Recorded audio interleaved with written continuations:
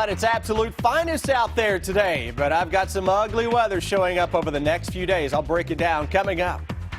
2 deadly crashes in less than 24 hours. We'll have reaction from Powell County first at 4. More than 2 hours worth of testimony was heard today in Woodford County from a state doctor as a judge decides if the man accused of killing a 6-year-old is competent to stand trial. This is WKYT News at 4. Welcome to WKYT News at 4. Amber Philpott reporting the much anticipated fall feel has finally arrived here in the Bluegrass, and it looks like it's going to be sticking around for a while. Take a look. Here is a live look now at downtown Lexington from one of our sky cams. But with all of this fall weather comes the chance of rain. We check in now with Chief Meteorologist Chris Bailey. Who needs the rain when we've got blue skies? Yeah, blue skies out there right now. But Amber, at this same point tomorrow, when you check back with us, we're likely to be showing these same live sky cams that are filled with clouds, gusty showers, and maybe a rumble of thunder out there tomorrow. So let's soak up the sun. All apologies to Cheryl Crow on that one. We look outside, and again, nice weather across the Bluegrass State. 70 to 75 into most of central and eastern Kentucky. Low humidities as we go through the day tomorrow, though. Look what happens. Temperatures may spike toward the low 70s by noon. Shower chance rolls in, and then boom, all of a sudden rain becomes likely as the day wears on, as we get a cold front that'll drop into the area. 47 first thing tomorrow morning. Again, Defender Radar Network, nothing going on locally. We go up into the Great Lakes. Here is that cold front. That has some bona fide chilly air coming in behind it. Notice all the clouds and the rain. Folks, what you see spinning across the Great Lakes is your weather pattern across Kentucky for the next 3 or 4 days. In about 15 minutes, I'll show you why that low decides to park right over top of the Bluegrass State. Chris, thank you. A deadly crash shut down part of the Mountain Parkway in Powell County. The crash happened just after noon near the 19-mile marker heading eastbound, which is just past the Clay City exit. As Sean Moody reports, this is the second deadly crash on the Mountain Parkway in Powell County in less than 24 hours. It's our top story at 4. This stretch here along the Mountain Parkway has seen 3 deadly crashes in just the past week. That's 4 people killed. The Clay City Police Chief says it's been tough on the community. The crash happened a little after noon on Tuesday. Police said a 1962 Chevy 2 was heading eastbound when the driver's side rear tire blew out and the driver lost control. The police chief said it didn't look like that driver could have done anything to recover.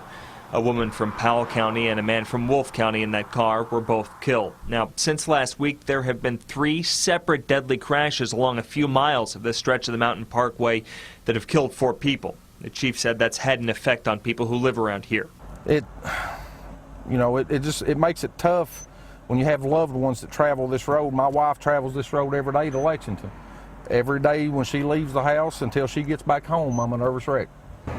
The police chief said there's not really anything that makes this stretch of road dangerous when it comes to that crash today. He said there just wasn't much they could do once that back tire blew out.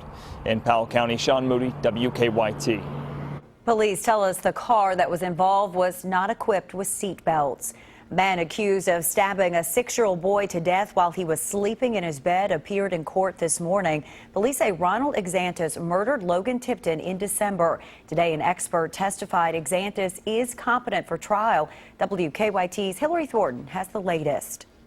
The hearing here today inside of a Woodford County courtroom is a hearing that the attorney for Ronald Exantis says she does not believe they will win. However, she does believe that there are other hearings down the road that are more important to their defense. It is a defense working to save the life of the accused killer. Family members of Logan Tipton filling a couple of rows, and for the first time, Exantis also had some family in the courtroom. This whole thing is just horrendous on everybody.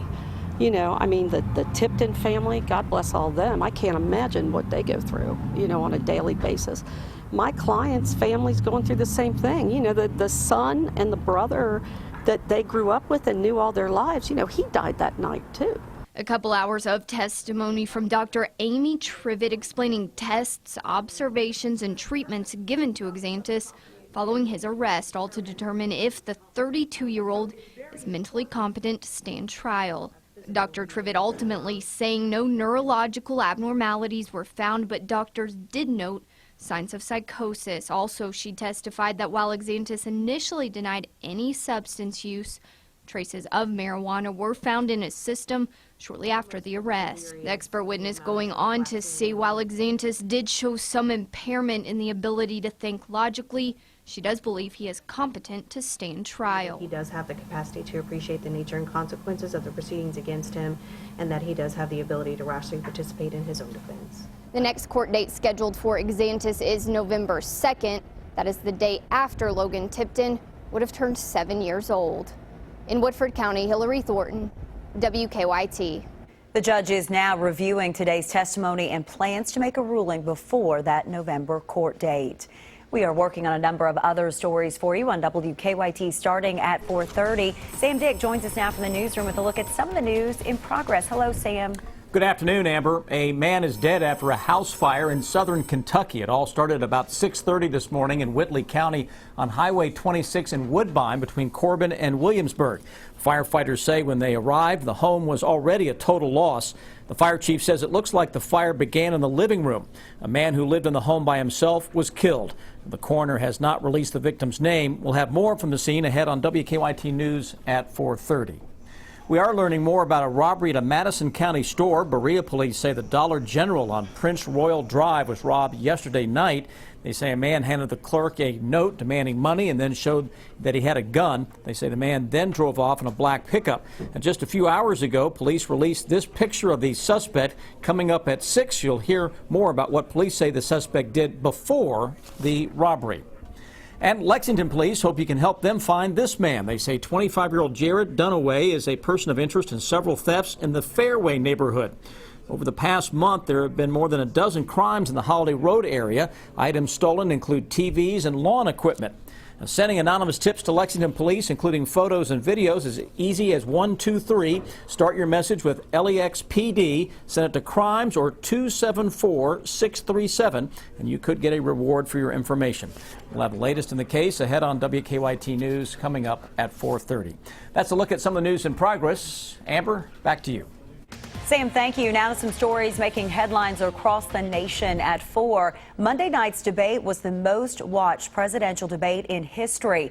Today, Hillary Clinton and Donald Trump were back on the campaign trail after the battle on Long Island. So who won, who lost, and what's next? Stacey Cohen has the story from Washington.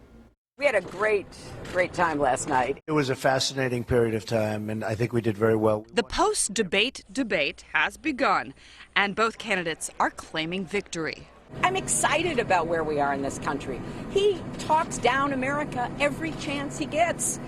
He calls us names. He calls us a third world country. A very big moment, very important moment, talking about a lot of very important subjects, including jobs, including immigration, our military, our vets, taking care of our vets. An immediate poll gave the edge to Clinton. The CNN ORC poll has her winning by 62% versus his 27%, although the respondents already skewed more Democratic than the general population.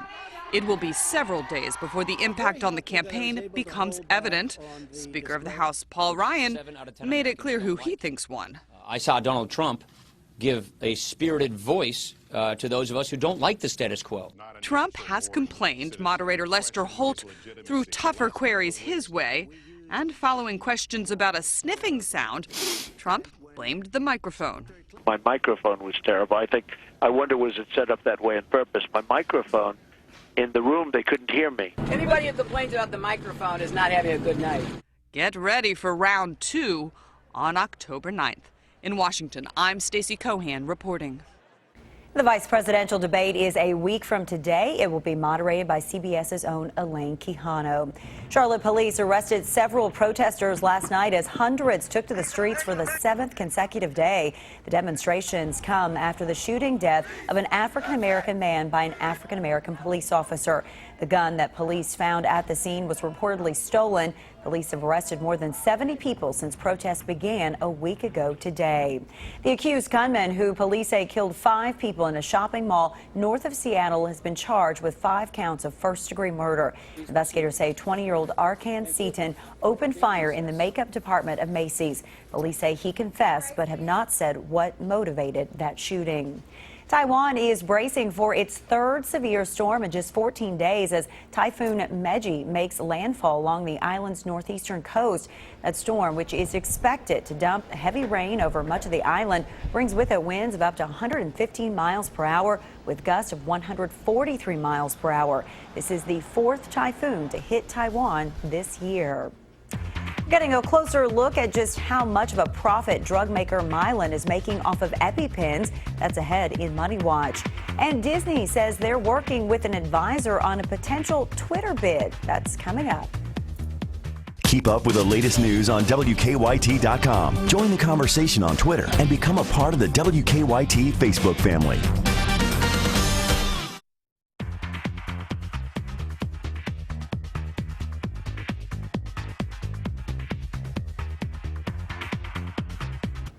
Welcome back in. Pharmaceutical company Mylan makes 60% more from the sale of its EpiPen than previously thought. That begins today's Money Watch. CEO Heather Bresch told Congress last week the company pockets just $100 on each pack of the life-saving pens. The Wall Street Journal reports that $100 figure had been reached by deducting the full U.S. tax rate of 37.5% from Mylan's EpiPen profits, even though the company pays much less than that in corporate taxes. Roku, which streams TV programming without a cable subscription, is overhauling its line of devices and bringing their price down. The Roku Express will be just $30, while the Roku Premier, which delivers 4K video, is $80. The new devices will be available next month.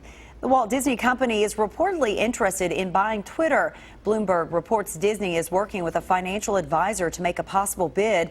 Other reports claim the deal is worth about $30 billion. Twitter is not commenting. Microsoft is also reportedly in the running to make a bid, and most financial experts expect Facebook will probably pass on the opportunity. Credit card offers seem to be everywhere. Ads are on TV, the internet, even in your mailbox. But which one is the best one for you and your family? Mary Maloney has some tips on how to pick. Celebrities question, what's in your wallet? Make us laugh. You're probably going to want to find a way to stand out to your boss. Here's my suggestion: fake glasses. Yep, I've been doing it for 20 years. And sometimes can be pretty intense. The way I see it, you have 2 choices: the easy way or the hard way. When endorsing credit cards. But when it's time for you to pick out a card, the celeb's opinion isn't always the best one. Remember the now defunct Kardashian card? Instead, check your credit. The better the score, the better the perks. Don't pay for your credit score.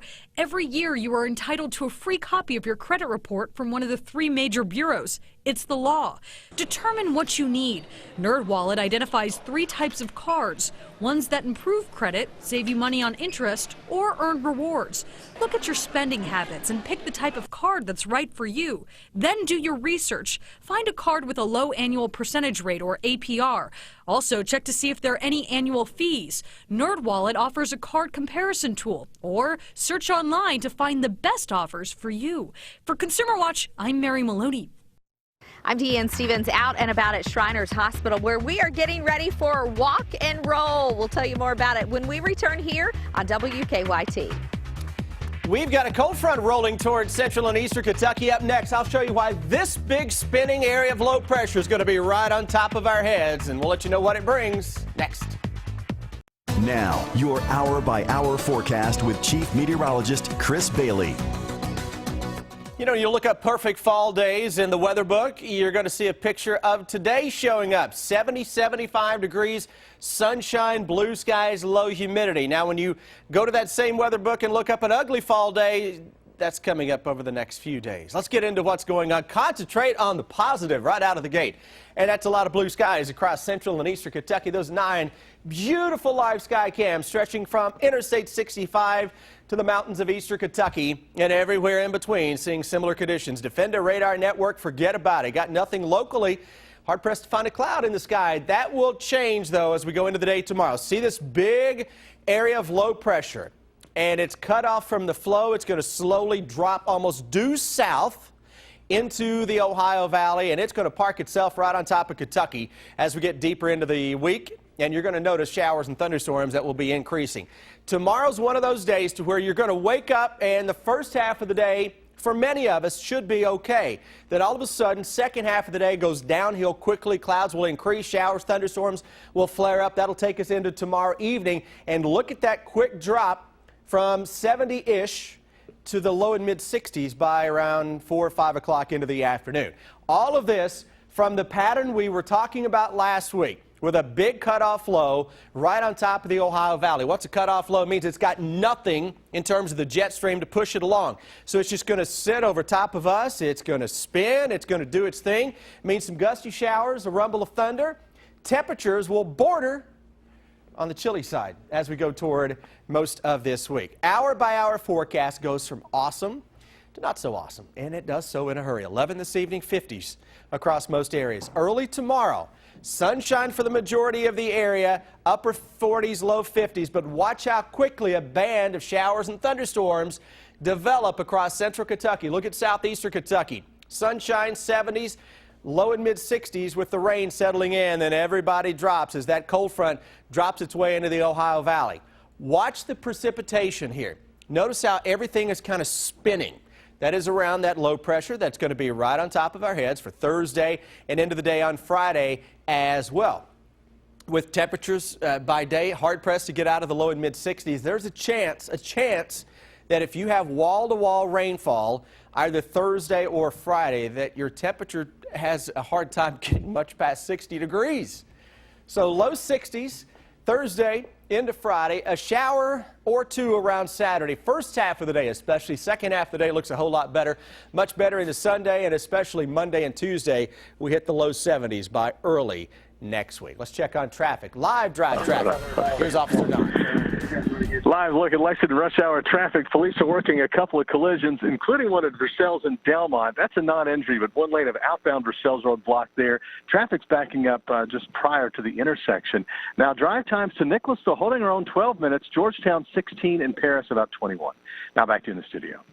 Officer Don, thank you. It is time to lace up your shoes and take a stroll for a good cause. It's called Walk and Roll to benefit spina bifida. Deanne Stevens is out and about with more. Hi, Deanne.